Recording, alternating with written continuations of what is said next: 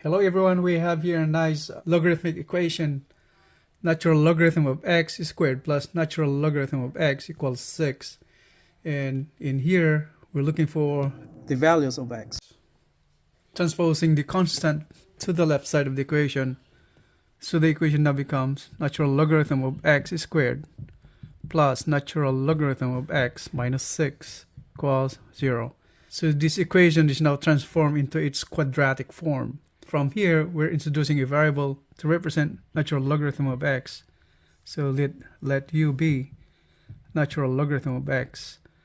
So substitute this value to this equation.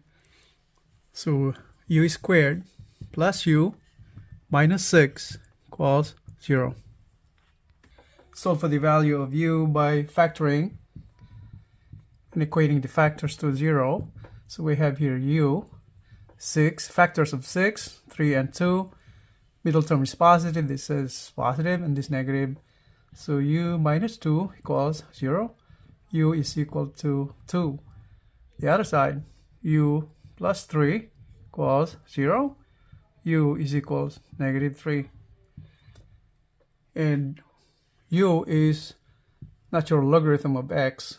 So natural logarithm of x is equal to u, and on this side this is equal to 2. Exponentiate both sides of the equation with base e.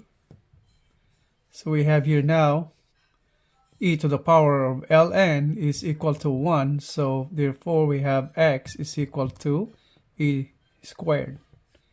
Right hand side, natural logarithm of x is equal to negative 3. The same way, exponentiating both sides of the equation with base e. So x is equal to e to the power of negative 3. Or x is equal to 1 over e cubed. These are our final answers.